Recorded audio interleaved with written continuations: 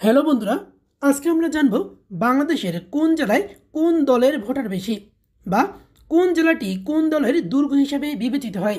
আজকে এই তুলনাটি করব শুধুমাত্র বাংলাদেশের প্রধান চারটি রাজনৈতিক দলের মধ্যে, অর্থাৎ আওয়ামী লীগ, বিএনপি, জামায়াত ইসলামী ও জাতীয় পার্টির মধ্যে কোন দল কোন জেলায় বেশি শক্তিশালী সেটাই জানাবো আজকের এই ভিডিওর মাধ্যমে। ইতিমধ্যেই বাংলাদেশে নির্বাচন কমিশন গঠন করা হয়ে গেছে। আশা করা যায় 2025 সালের মধ্যেই একটি জাতীয় নির্বাচনের আয়োজন করা হবে।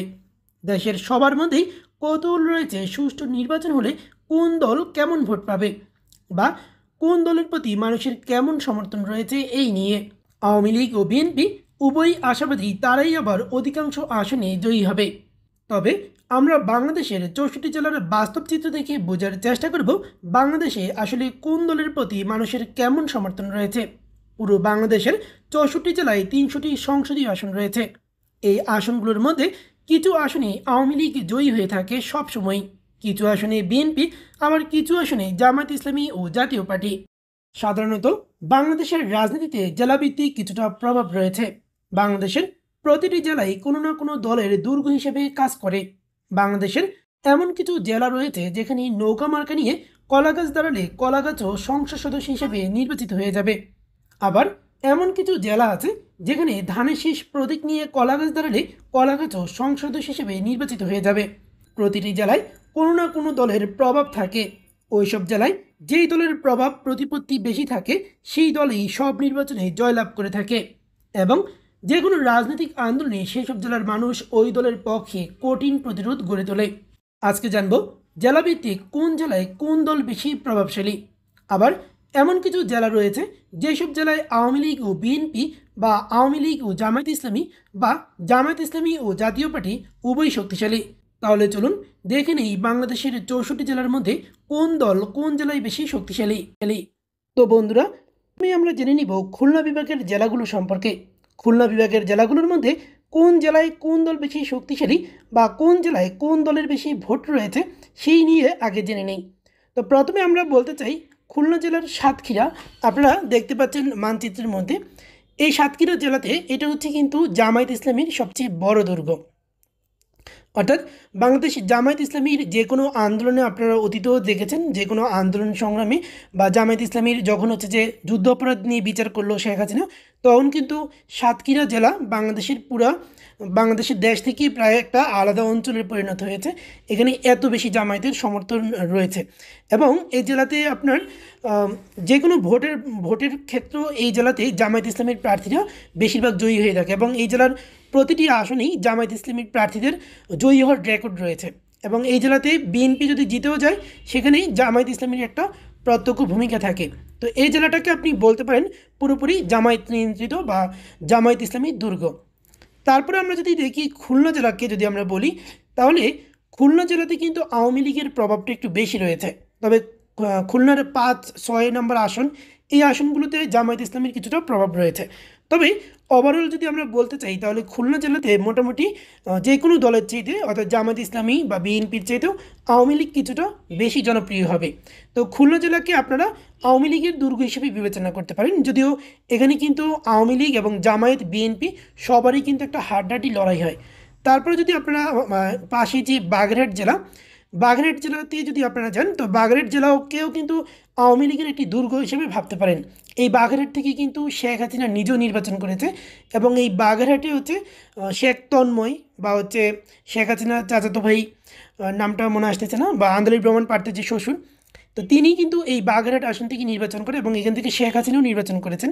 তাহলে বাগেরহাট জেলাকে আপনারা মোটামুটি আওয়ামী লীগের দুর্গ হিসেবে বিবেচনা করতে পারেন। তো এর মধ্যে খুলনা বাগেরহাট দুইটি জেলাকে আপনি এখানে আওয়ামী লীগের সমর্থনটা বেশি রয়েছে, আর অন্যদিকে সাতক্ষীরা জেলাতে জামায়াত ইসলামের সমর্থনটা বেশি রয়েছে।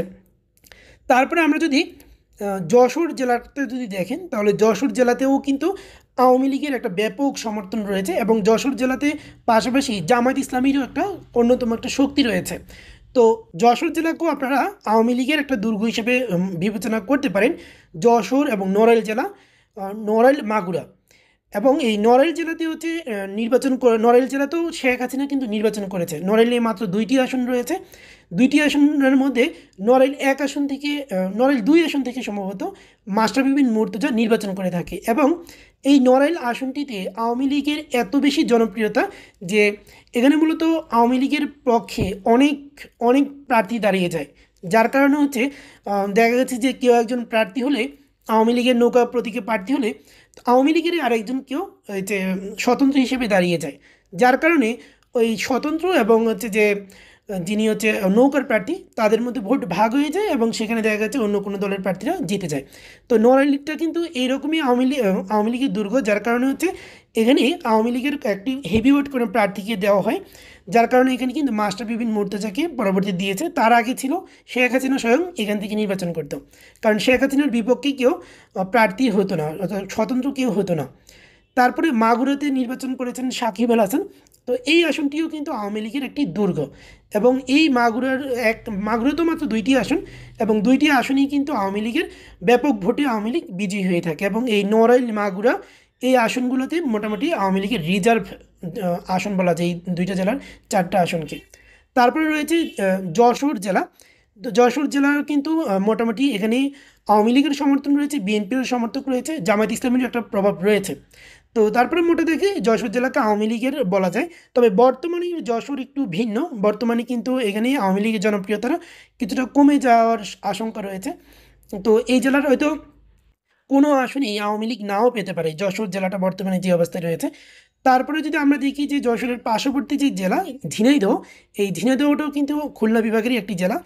তো এই ঝিনাইদহ জেলাটা বা আপনার চুয়াডাঙ্গা, মেহেরপুর, কুষ্টিয়া, এই যে 4টা জেলার এখানে দেখতে পাচ্ছেন যে মেহেরপুর, চুয়াডাঙ্গা, কুষ্টিয়া, এই 4টা জেলা হচ্ছে খুলনা বিভাগের। তো যেহেতু খুলনা বিভাগ নিয়ে কথা বলতেছি, তো এই 4টা জেলাতে কিন্তু আবার বিএনপির একটু জনপ্রিয়তাটা বেশি রয়েছে বা বিএনপির ভোট রয়েছে বেশি। তো এই 4 জেলার মধ্যে কোনো একটি জেলাতেও আওয়ামী লীগের কোনো আসন পাওয়ার কোনো সম্ভাবনা আপাতত দেখা যাচ্ছে না। কুষ্টিয়া জেলাতেও বর্তমানে কিন্তু 2008 সালেও কুষ্টিয়া, ঝিনাইদহ, চুয়াডাঙ্গা, মেহেরপুর, যদিও এখানকার আসনগুলো আওয়ামী লীগই জিতেছিল, কিন্তু সেখানে কিন্তু আওয়ামী লীগ খুব অল্প ভোটে জিতেছে, বা এখানে কিন্তু সবসময়ই কিন্তু বিএনপির একটা প্রভাব থাকে। 2008 সালে বিএনপি ছিল খুবই অজনপ্রিয় একটি দল, যার কারণে হচ্ছে যে তারা 2008 সালে খুবই খারাপ ফল করে, কিন্তু বর্তমানে চিত্রটা ভিন্ন। তো সেই হিসেবে কিন্তু ঝিনাইদহ, চুয়াডাঙ্গা, মেহেরপুর, কুষ্টিয়া এই আসনগুলোতে কিন্তু 2001 সালে বিএনপি খুবই ভালো ফল করেছে।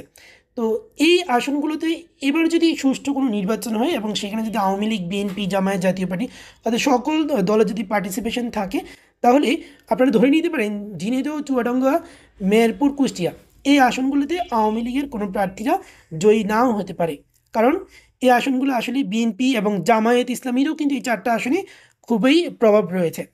তাহলে আমরা এখান থেকে দেখতে পেলাম যে আপনারা যদি ধরে নেন যে এখানে খুলনা জেলা বিভাগের মধ্যে যে মেহেরপুর, কুষ্টিয়া, চুয়াডাঙ্গা, ঝিনাইদহ এই 4টা জেলাকে আপনার বিএনপি অধ্যুষিত আপনি বলতে পারেন, বা এই জেলাগুলোর সবগুলো আসনই প্রায় বিএনপিই পাবে। তার মধ্যে যশোরটা জেলার মধ্যে আওয়ামী লীগ এবং বিএনপি উভয়েরই কিন্তু এখানে একটা প্রভাব রয়েছে, কিন্তু বর্তমানে যশোরে বিএনপির প্রভাবটা বেশি। তার মধ্যে আবার নড়াইল, মাগুরা এই জেলার আসনগুলো আওয়ামী লীগই পাবে। সাতক্ষীরাতে জামায়াত ইসলামীর প্রার্থীরা দাঁড়ালেই হচ্ছে যে এখানে সাতক্ষীরাতে জামায়াত ইসলামীর প্রার্থীরা সবগুলো আসন পেয়ে যাবে। আর আমরা যদি এদিকে খুলনা আর বাগেরহাটকে যদি আমরা দেখি, তাহলে এখানে বিএনপি জামায়াতের কিছুটা সমর্থন রয়েছে, কিন্তু নিঃসন্দেহে বলা যায় এখানে এই 2টা জেলাতে আওয়ামী লীগেরই হচ্ছে যে আধিক্য বেশি। আওয়ামী লীগ এখনও কিছু আসন রয়েছে খুলনা এবং বাগেরহাট জেলার মধ্যে যেখানে বিএনপি বা জামায়াত ইসলামী কখনোই এখান থেকে জিততে পারবে না, কিন্তু খুলনা, বাগেরহাটের সবগুলো আসনই আওয়ামী লীগ জিতার সম্ভাবনার ক্ষেত্রে পুরোপুরি সম্ভাবনা রয়েছে যে খুলনা, বাগেরহাটের জেলার হয়তো সবগুলো আসনই জিততে পারে। কিন্তু খুলনা, বাগেরহাটের কিছু কিছু আসন রয়েছে যেখানে কখনোই আওয়ামী লীগ ব্যতীত অন্য কারো জয়ের সম্ভাবনা নেই। তো বন্ধুরা, আমরা এরপরে চলে যাচ্ছি বরিশাল বিভাগে।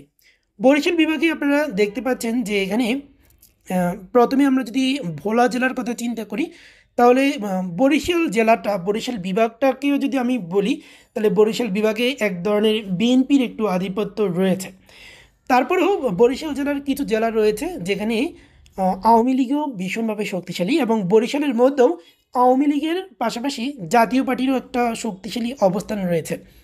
আপনারা বরিশাল জেলার একটি বরিশাল বিভাগের একটি জেলা, সেটা হচ্ছে বরগুনা। আপনারা দেখতে পাচ্ছেন এখানে বরগুনা জেলাটা। তো এই বরগুনা জেলাতে কিন্তু আওয়ামী লীগের ব্যাপক জনসমর্থন রয়েছে। এই বরগুনাতেও 2টি আসন মাত্র রয়েছে, বরগুনা 1 ও 2। এবং এই বরগুনা জেলা থেকেও কিন্তু আওয়ামী লীগের যিনি সভানেত্রী শেখ হাসিনা, তিনি কিন্তু এই বরগুনার আসন থেকে নির্বাচন করেছিলেন। এবং বরগুনা জেলার বরগুনা জেলার একজন সংসদ সদস্য রয়েছে ধীরেন্দ্র দেবনাথ সেম্বু, যিনি হচ্ছে ওই যে কিছুদিন আগে আলোচিত হয়েছিলেন আহ, আহ, একটি ঘটনার কারণে, আপনারা জানেন। তো প্রেম ঘটিত একটা বিষয় নিয়ে, যেটা হত্যাকাণ্ড মিন্নি নিয়ে। তো যাই হোক, এই বরগুনা জেলাতে কিন্তু আওয়ামী লীগকে হারানো প্রায় অসম্ভব। এখানে খুবই শক্ত অবস্থানে রয়েছে আওয়ামী লীগ। তারপরে যদি আমরা দেখি পটুয়াখালী জেলা, পটুয়াখালী জেলাতেও কিন্তু বিএনপির আওয়ামী লীগের ব্যাপক জনসমর্থন রয়েছে।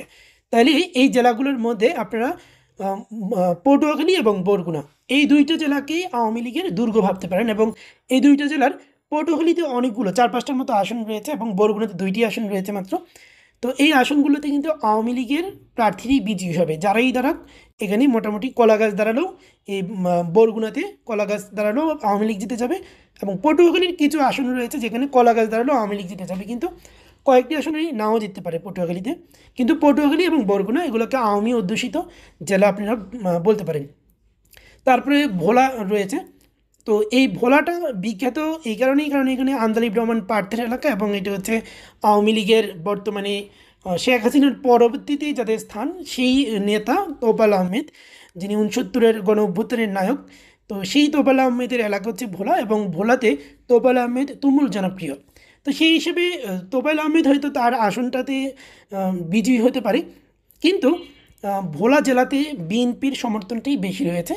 এবং এই জেলাতে এই জেলার বেশিরভাগ আসনগুলোতেই বিএনপির কাছেই চলে যাবে। এবং আন্দালিব রহমান পার্থও তার নিজ জেলায় কিন্তু খুবই জনপ্রিয়, বা তার নিজ আসনে 2008 সালেও আন্দালিব রহমান পার্থ নিজ আসনে জয়লাভ করে, যেখানে বিএনপির খুবই খারাপ অবস্থা। সেখানে কিন্তু 2008 সালে আন্দালিব রহমান পার্থ এই ভোলা থেকে নির্বাচিত হয়। তারপরে যদি আমরা দেখি যে এখানে ফিরোজপুর জেলা, এই ফিরোজপুর জেলাতেও আওয়ামী লীগের জনসমর্থন বেশি রয়েছে, কিন্তু ফিরোজপুর জেলাতে জামায়াত ইসলামীরও একটা প্রভাব রয়েছে। কারণ এই ফিরোজপুর জেলাতে হচ্ছে এটা হচ্ছে জামায়াতের যিনি নেতা, সাবেক নেতা জামায়াত ইসলামীর আল্লামা দেলোয়ার হোসেন সাঈদী, তার নিজ জেলা এটা। এবং তার নিজ জেলা হয়, এই জেলাতে জামায়াত ইসলামীর একটু প্রভাব রয়েছে, তাছাড়া বিএনপিরও প্রভাব রয়েছে। তো এখানে আওয়ামী লীগের প্রার্থীরাও জয়লাভ করে থাকে, কিন্তু এবারের নির্বাচনে আওয়ামী লীগের প্রার্থীরা এখান থেকে কোনো আসন নাও পেতে পারে। তারপরে আমরা যদি ঝালকাঠির কথা চিন্তা করি, ঝালকাঠি জেলাতেও আসলে আওয়ামী লীগের জয়ী হওয়ার তেমন সম্ভাবনা নেই। বরিশালেও কিন্তু খুবই খারাপ অবস্থা বর্তমানে। বরিশালেও আওয়ামী লীগে কোনো আসন পাবে কিনা তার কিন্তু কোনো ঠিক নেই। অর্থাৎ এখানে আপনারা বরিশাল, ফিরোজপুর, ঝালকাঠি, ভোলা, এই যে 4টা জেলা রয়েছে, এগুলোকে আপনারা বিএনপির দুর্গ বলতে পারেন। এর মধ্যে বরিশালে জাতীয় পার্টির কিছুটা আসন রয়েছে এবং ফিরোজপুরে জামায়াত ইসলামের কিছুটা সমর্থন রয়েছে। এছাড়া কিন্তু বরিশাল জেলার অর্থাৎ এই যে বরিশাল, ফিরোজপুর, ঝালকাঠি, ভোলা, এই 4টাকে আপনারা মোটামুটি বিএনপির দুর্গ বা বিএনপির প্রভাবের থাকা জেলা বলতে পারেন। আর এখানে বরগুনা আর পটুয়াখালীকে আওয়ামী লীগের বলতে পারেন। তারপরে আমরা যদি একটু দেখি যে রাজশাহী বিভাগটাকে যদি একটু দেখি, রাজশাহী বিভাগটাকে আসলে এক কথায় যদি বলতে চাই, রাজশাহী বিভাগে জামাত ইসলামীর ব্যাপক জনসমর্থন রয়েছে এবং রাজশাহী বিভাগে জামাত ইসলামীর অনেক ভোটার। অন্যদিকে জামায়াতের পাশাপাশি বিএনপি হচ্ছে যে এখানকার সবচেয়ে বড় ভোটার। তার মধ্যে আপনাদেরকে যদি দেখাই, তাহলে এখানে আপনারা একটা জয়পুরহাটকে দেখতে পাচ্ছেন। জয়পুরহাটের কোনো আসনে কখনই আসলে বিএনপি ব্যতীত অন্য কেউ জয়ী হতে পারেনি, এবং জয়পুরহাটের মাত্র 2টি আসন রয়েছে, ছোট একটি জেলা।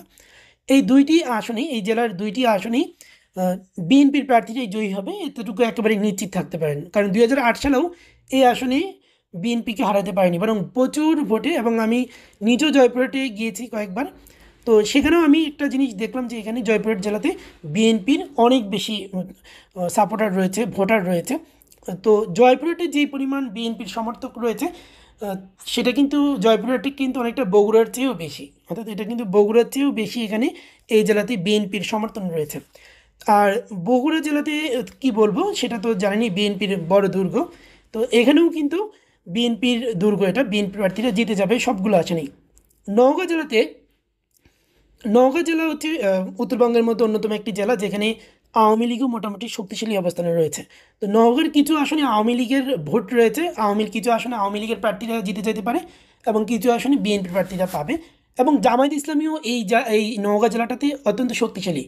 তো নওগাঁ জেলাতে আপনারা ধরে নিতে পারেন এখান থেকে আওয়ামী লীগেও কিছু সিট পেতে পারে এবং জামায়াত ইসলামীর প্রার্থী যদি এখানে নির্বাচন করে তাহলে জামায়াত ইসলামীর প্রার্থীরাও এই জেলা থেকে, কারণ জামায়াত ইসলামীর এই জেলার কয়েকটি আসন নেই কিন্তু জামায়াত ইসলামীর প্রার্থীরা সংসদ সদস্য অতীতেও ছিল। তো তাদের কিন্তু কিছুটা অনেকগুলো ভোট ব্যাংক রয়েছে এবং তাদের অতীত অভিজ্ঞতা রয়েছে এই আসনগুলো তে নির্বাচন করার। তো এখানে জামায়াত ইসলামীর প্রার্থীরা যেমন জিতে যেতে পারে, এখানে বিএনপির প্রার্থীরাও জিততে পারবে, আওয়ামী লীগের প্রার্থীরাও জিততে পারবে। মোটামুটি এই তিনটে দলেরই কিন্তু এই জেলাটাতে ভালোই প্রভাব রয়েছে। তাই এই যে তিনটা দলকেই এই জেলাতে গুরুত্ব দেওয়া উচিত। এই নির্দিষ্ট কোনো দলের দুর্গ না ভেবে আওয়ামী বলয়ের বা বিএনপি বলয়ের বা জামায়াত বলয়ের আমরা বলতে পারি নওগাঁ জেলাকে। চাঁপাইনবাবগঞ্জ জেলাতে হচ্ছে বিএনপির প্রভাবটা বেশি রয়েছে, কিছুটা জামায়াত ইসলামীর প্রভাব রয়েছে, কিন্তু চাঁপাইনবাবগঞ্জ এবং রাজশাহী জেলাকেও আপনারা এই যে বিএনপির প্রভাব বলয়ের জেলা বলতে পারেন। তারপরে যদি আমরা নাটোর এবং পাবনা এই দুটো জেলাকেও যদি দেখি, এই দুটো জেলাতেও হচ্ছে বিএনপির প্রভাবটাই বেশি। অর্থাৎ নাটোর জেলাতে কিছুটা আওয়ামী লীগের প্রভাব রয়েছে এবং নাটোরে আওয়ামী লীগ ভালো করে সবসময়, কিন্তু বর্তমানে যে পরিস্থিতি সেখানে নাটোর এবং পাবনা এই দুইটি জেলাতে বিএনপির প্রার্থীরই হচ্ছে জয়ী হওয়ার সম্ভাবনা বেশি। এখানে আওয়ামী লীগ কোনো সিট নাও পেতে পারে। তারপরে যদি আমরা দেখি সিরাজগঞ্জ জেলাটাকে, সিরাজগঞ্জ জেলাটা হচ্ছে উত্তরবঙ্গের একমাত্র জেলা। তো এই জেলার মধ্যে সিরাজগঞ্জ এক আসন যেটা রয়েছে সেই আসনে কখনই হচ্ছে আওয়ামী লীগের প্রার্থীরা পরাজিত হয়নি। এই আসনে প্রতিটা সিরাজগঞ্জ এক আসনে যতবার নির্বাচন হয়েছে স্বাধীনতার পর থেকে প্রতিটি নির্বাচনেই আওয়ামী লীগের প্রার্থীরা বিজয়ী হয়েছে এবং আশা করা যায় সিরাজগঞ্জ এক আসনে আওয়ামী লীগের প্রার্থীদের পরাজয়ের কোনো সম্ভাবনাই নেই বা পরাজয়ের কোনো ভয় নেই। এখানে সিরাজগঞ্জ এক আসনে আওয়ামী লীগের প্রার্থী দাঁড়ানো মানে সে বিজয়ী হয়ে যাবে এবং সিরাজগঞ্জ জেলার অন্যান্য আসনগুলোতেও আওয়ামী লীগের জয়ী হওয়ার সম্ভাবনা রয়েছে। তবে সিরাজগঞ্জ জেলাতেও বর্তমানে বিএনপির ভোটার বা সমর্থক বেশি, এটাকে এখন বিএনপি বলয়ের জেলা আপনি বলতেই পারেন। তারপরে আমরা দেখব ময়মনসিংহ বিভাগের যে চারটা জেলা, ময়মনসিংহ বিভাগে চারটি জেলা রয়েছে। এই ময়মনসিংহ বিভাগের থেকে আলাদাভাবে হচ্ছে টাঙ্গাইল জেলাটা ময়মনসিংহ বিভাগে নেই, সেটা ঢাকার সাথে সেটা তারা ঢাকা বিভাগের সাথে তারা চলে গেছে। তো ময়মনসিংহ হচ্ছে যে ময়মনসিংহ অঞ্চলে যে চারটি বা ময়মনসিংহ বিভাগের যে চারটি জেলা রয়েছে ময়মনসিংহ, নেত্রকোনা, শেরপুর, জামালপুর। তো এর মধ্যে ময়মনসিংহ, নেত্রকোনা, শেরপুর, জামালপুর, ময়মনসিংহ পুরো বিভাগটাই হচ্ছে এখানে একটা আওয়ামী লীগের দুর্গ। এটা মানে বাংলাদেশের একমাত্র বিভাগ বলতে পারেন যে বিভাগটাতে হচ্ছে আওয়ামী লীগের সবচেয়ে আস্থার জায়গা। এটা মানে এই ময়মনসিংহ বিভাগের মতো এতটা আস্থা আওয়ামী লীগের কোনো বিভাগের প্রতি রাখতে পারবে না। ময়মনসিংহ বিভাগের সবগুলো আসনে, এই যে চারটা জেলার যতগুলো আসন রয়েছে সবগুলো আসনেই আওয়ামী লীগের এক একটি দুর্গ এবং আওয়ামী লীগ বেশিরভাগ সিট পেয়ে থাকে কিন্তু এই ময়মনসিংহ বিভাগ থেকে। তার মধ্যে ময়মনসিংহ জেলাটার কথা যদি চিন্তা করি, ময়মনসিংহ জেলাটা বাংলাদেশের অন্যতম বৃহৎ একটি জেলা এবং এই জেলাতে 11টির মতো সংসদীয় আসন রয়েছে। তো এর মধ্যে শেরপুর, জামালপুর এই দুইটা জেলাতে আপনারা এটা নিশ্চিত থাকতে পারেন বা এটা অনেকটা বলতে পারি জোর দিয়ে যে এই শেরপুর, জামালপুরে আওয়ামী লীগের প্রার্থীটাই বিজয়ী হবে। এখানে এখনও বিএনপি বা জামায়াতি বা অন্য কোনো পার্টি এই জেলাতে প্রভাব বিস্তার করতে পারেনি এবং এই জেলার মানুষ আওয়ামী লীগকেই ভোট দিয়ে থাকে। তারপরে যদি আমরা নেত্রকোনার কথা বলি, নেত্রকোনাতেও আওয়ামী লীগ ভীষণ জনপ্রিয়। ময়মনসিংহের কিছু আসন হয়তো বা আওয়ামী লীগ হারাতে পারে, তবে অধিকাংশ আসনই আওয়ামী লীগই পাবে। যেহেতু 11টি আসন, তার মধ্যে অধিকাংশ আসন আওয়ামী লীগই জিতবে এখনও, কিন্তু কিছু আসন আওয়ামী লীগ হারাতে পারে, সেখানে বিএনপি জিততে পারে। তার মধ্যে নেত্রকোনার কথা বললাম। তো যাই হোক, আমরা ময়মনসিংহ বিভাগ শেষ করলাম, রাজশাহী বিভাগ এবং খুলনা বিভাগ শেষ করলাম। এবার যদি আমরা রংপুর বিভাগের দিকে একটু তাকাই, রংপুর বিভাগে পঞ্চগড় জেলা, যেটা একেবারে সর্বোত্তরের জেলা, পঞ্চগড়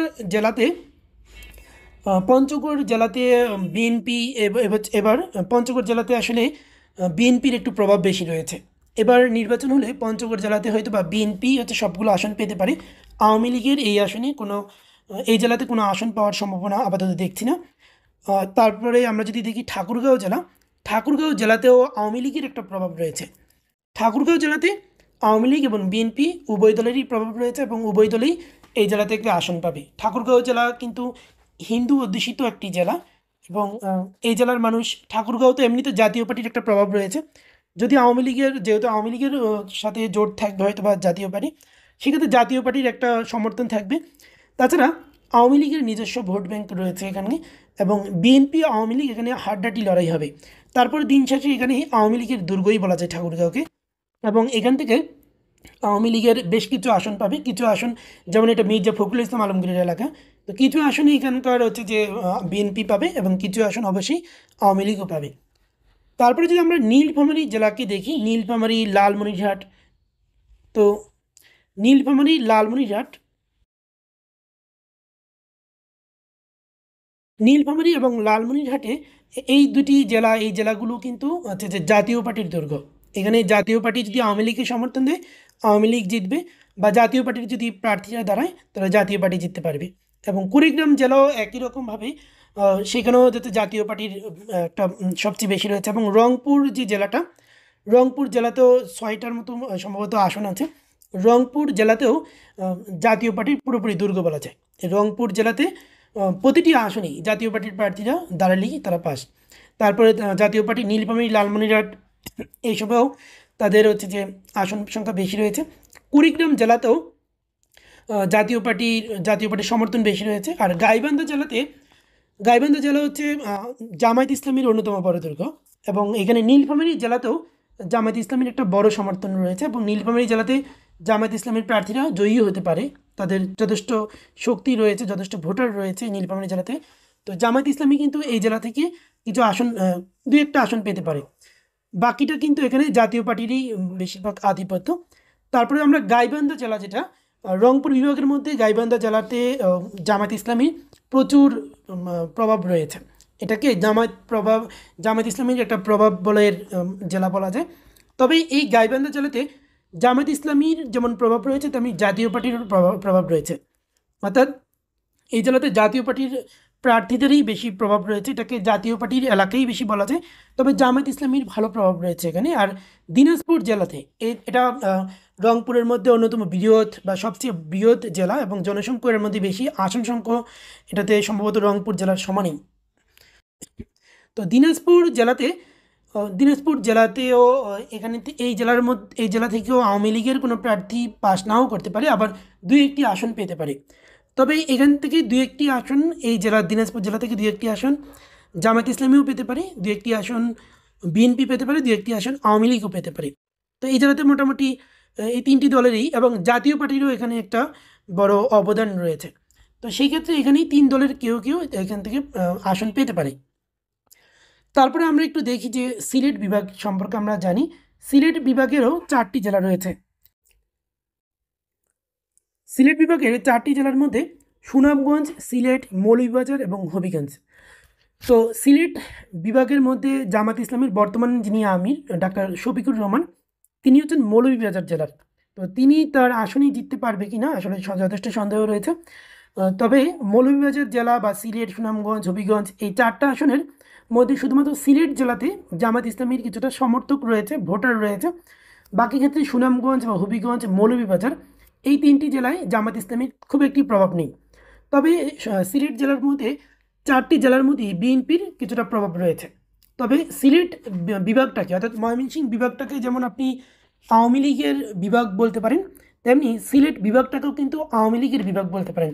এই জেলার সুনামগঞ্জ, হবিগঞ্জ, মৌলভীবাজার, এই মানে সিলেট জেলা ব্যতীত বাকি যে 3টা জেলা আপনারা দেখতে পাচ্ছেন, সুনামগঞ্জ, হবিগঞ্জ, মৌলভীবাজার, এই 3টে জেলাতে কিন্তু আওয়ামী লীগের যথেষ্ট প্রভাব রয়েছে।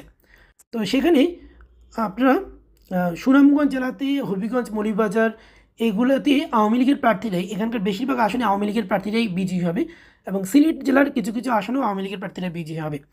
তো এখানেই মোটামুটি এই 4টা জেলাকেই আপনারা সিলেটকে একটু আপনারা নিউট্রাল ধরতে পারেন, বা আওয়ামী লীগ বিএনপি উভয়েরই প্রভাব রয়েছে, বা জামায়াত ইসলামীরও প্রভাব রয়েছে, এমনকি এখানে জাতীয় পার্টিরও প্রভাব রয়েছে এই সিলেট জেলাতে।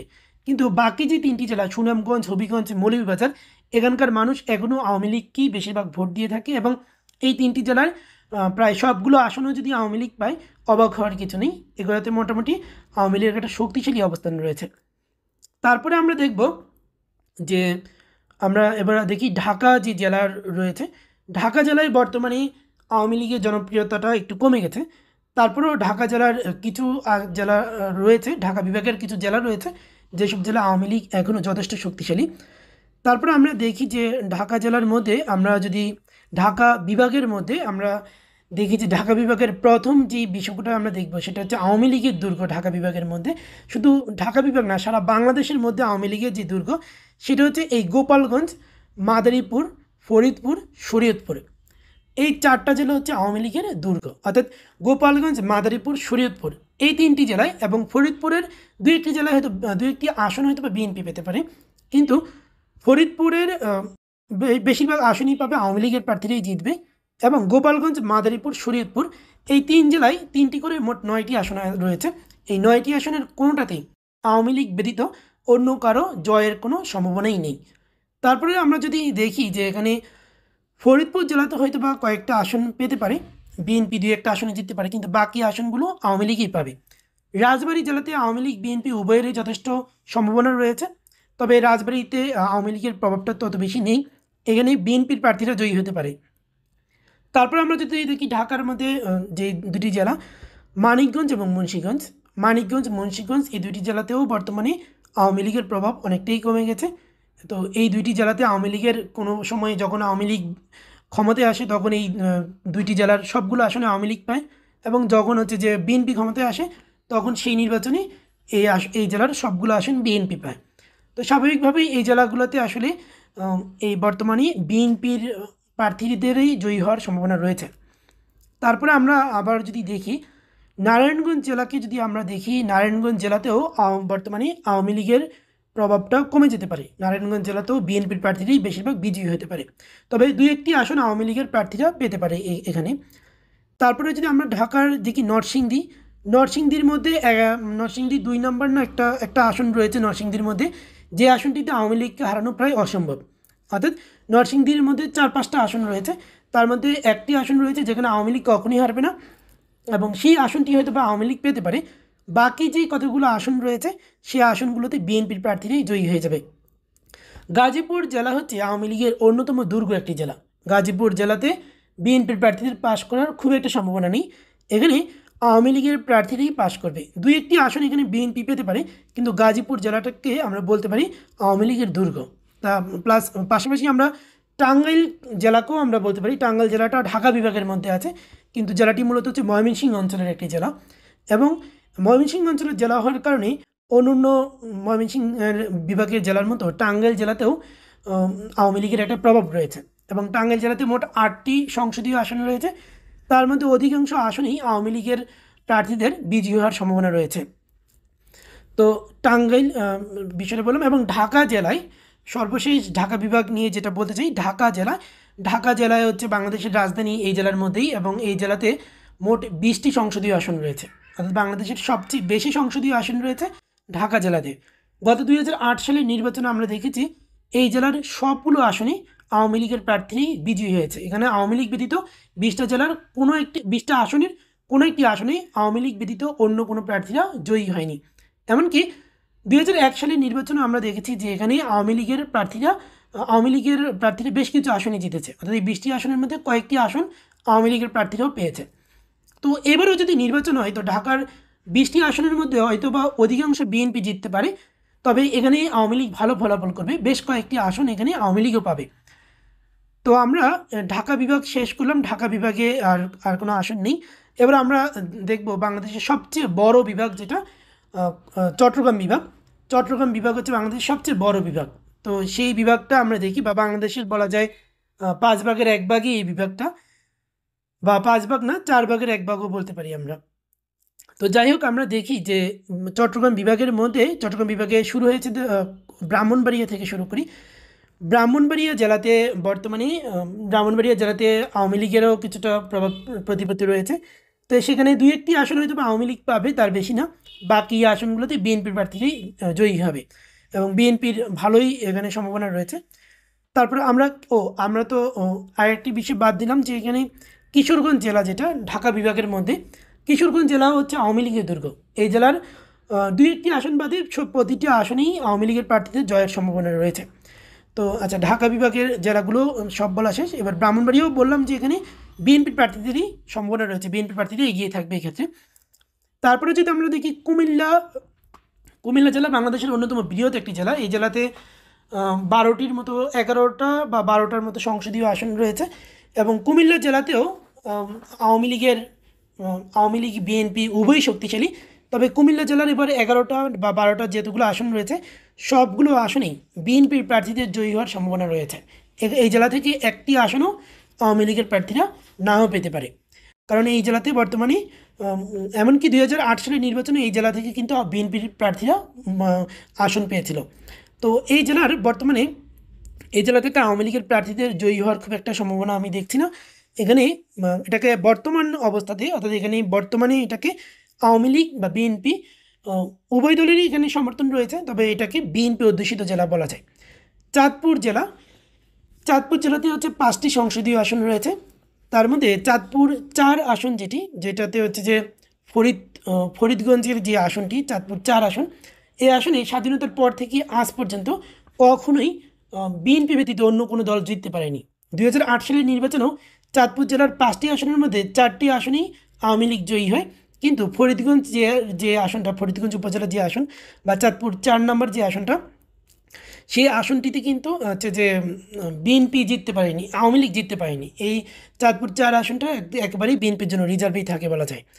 তো চাঁদপুর জেলারও বর্তমানে যে অবস্থা, এখানেও চাঁদপুর জেলাতে আওয়ামী লীগের কোনো প্রার্থী জয়ী নাও হতে পারে, জয়ী হওয়ার কোনো সম্ভাবনা দেখছি না। তবে 5টি জেলার মধ্যে একটি জেলাতে হয়তো বা একটি আসনে, অর্থাৎ 5টি আসনের মধ্যে একটি আসন হয়তো বা পেতে পারে চাঁদপুর জেলাতে। কিন্তু বর্তমানে এটাকে কুমিল্লা, চাঁদপুর এই 2টি জেলাকেই আমরা, ব্রাহ্মণবাড়িয়া, কুমিল্লা, চাঁদপুর, এই 3টি জেলাকেই আমরা হচ্ছে বিএনপি অধ্যুষিত জেলা বলবো বর্তমানে। এবং লক্ষ্মীপুর, নোয়াখালী, ফেনী এই 3টি হচ্ছে বিএনপির দুর্গ। মানে বগুড়ার পরে যদি কিছু থাকে, বগুড়া, জয়পুরহাটের পরে যদি বিএনপির সবচেয়ে বিশ্বস্ত জায়গা থাকে, সেটা হচ্ছে লক্ষ্মীপুর, নোয়াখালী, ফেনী। এই আসনগুলোতে কখনই হচ্ছে যে কোনো অবস্থা, অর্থাৎ বিএনপি যত খারাপ ফলেই করুক, এই আসনগুলোতে বিএনপি প্রার্থীরা হারবে না। শুধুমাত্র নোয়াখালী জেলাতে 2008 সালেও নির্বাচন আমরা দেখেছি যে নোয়াখালী জেলার কিছু আসনে আওয়ামী লীগের প্রার্থীরা জিতেছে, তবে বর্তমানে আর সেই পরিস্থিতি নেই। তো মোটামুটি বলা যায় যে এই জেলার আসনগুলোতে বিএনপির প্রার্থীই জয়ী হবে। লক্ষ্মীপুর, নোয়াখালী, ফেনী এগুলো হচ্ছে বিএনপির দুর্গ। মানে এখানে আওয়ামী লীগের কোনো জায়গাই নেই, কোনো আওয়ামী লীগ কোনো আসনই জিতবে না এখানকার মধ্যে। তারপর আমরা চট্টগ্রাম বিভাগের যেই অংশটা, যেই আসনগুলো দেখলাম, মোটামুটি চট্টগ্রাম বিভাগের 6টি জেলার কথা একটু আগে বললাম, ব্রাহ্মণবাড়িয়া, কুমিল্লা, চাঁদপুর এবং ব্রাহ্মণবাড়িয়া, কুমিল্লা, চাঁদপুর এটা হচ্ছে কুমিল্লা অঞ্চলের জেলা, 3টা জেলা। আর লক্ষ্মীপুর, নোয়াখালী, ফেনী এটা হচ্ছে নোয়াখালী অঞ্চলের 3টি জেলা। এই মোট 6টি জেলাতেই বিএনপির প্রার্থীরাই জয়ী হবে। এখানকার কোনো আসনেই আওয়ামী লীগের পাওয়ার কোনো উপায় দেখছি না। এখানকার সবগুলো আসনেই কিন্তু এবার বিএনপি পেতে পারে। তো এবার আমরা দেখি যে তারপরে আমাদের আরও 5টি জেলা রয়েছে, সেখানে আমরা দেখতে পাই যে খাগড়াছড়ি জেলা, রাঙ্গামাটি জেলা এবং বান্দরবান জেলা। তো এই 3টি জেলাতেই আওয়ামী লীগের প্রার্থীদের জয়ী হওয়ার রেকর্ড রয়েছে, তেমনি খাগড়াছড়ি এবং রাঙ্গামাটি এই 2টি জেলাতে বিএনপির প্রার্থীদের জয়ী হওয়ার রেকর্ড রয়েছে। কিন্তু বান্দরবানে কখনই হচ্ছে বিএনপি প্রার্থীরা জয়ী হয়নি বা অন্য কেউ জয়ী হয়নি। বান্দরবানের আসনটা সবসময় হচ্ছে আওয়ামী লীগের জন্য রিজার্ভ। এই আসনটিতে সবসময় আওয়ামী লীগের প্রার্থীরা জয়ী হয়েছে। তবে যেহেতু এটি পার্বত্য জেলা, এখানে হচ্ছে যে সংখ্যালঘু সম্প্রদায়ের একটি বড় ধরনের উপস্থিতি রয়েছে, তাই এই 3টি পার্বত্য জেলাতে আওয়ামী লীগের প্রার্থীদের জয়ের সম্ভাবনা বেশি রয়েছে। অর্থাৎ বিএনপি, জামায়াত বা অন্যান্য যে কোনো দলের থেকে এই 3টি জেলাতে মাত্র 3টি সংসদীয় আসন রয়েছে, প্রতিটি জেলাতে একটি করে সংসদীয় আসন। তো এই 3টি জেলাতে যদি সুষ্ঠু নির্বাচন হয়, এই 3টি জেলাতে আওয়ামী লীগের প্রার্থীদের জয়ের সম্ভাবনা রয়েছে। আর আমরা যদি চট্টগ্রামের অঞ্চলটাকে দেখি, চট্টগ্রামেও কিন্তু 16টি সংসদীয় আসন রয়েছে।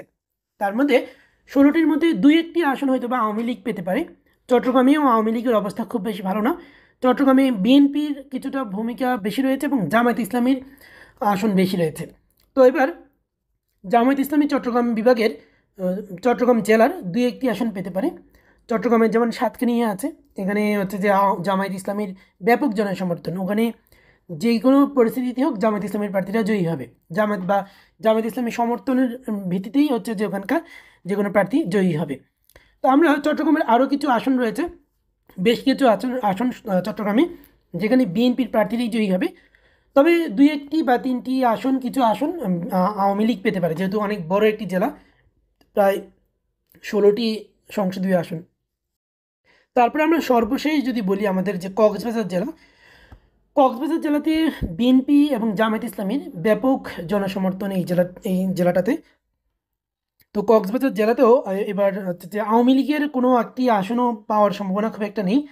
কক্সবাজার জেলার প্রতিটি আসনেই আওয়ামী লীগ, বিএনপি এবং জামায়াত ইসলামী উভয় দলের প্রার্থীরাই এখানে জয়ী হতে পারে, কিন্তু আওয়ামী লীগের খুব একটি সম্ভাবনা নেই। তো এই ছিল বন্ধুরা পুরো 64 জেলা সম্পর্কে, যেটা বিভিন্ন বিভিন্ন নির্বাচন বা বিভিন্ন ক্ষেত্রে ফলাফলের উপর ভিত্তি করে যেটা ধারণা, যে এই 64 জেলার মধ্যে অনেকেই কিন্তু বলেছেন যে 64 জেলার নিয়ে একটি ভিডিও দিতে, প্রতিটা জেলার মানচিত্র থেকে। তো 64 জেলারই আলোচনা করলাম। তো বন্ধুরা, ভিডিওটি কেমন লাগলো কমেন্ট করে জানাবেন, এবং পরবর্তীতে কী ধরনের ভিডিও পেতে চান সেটাও কমেন্টে জানাবেন। তো অসংখ্য ধন্যবাদ সম্পূর্ণ ভিডিওটি দেখার জন্য।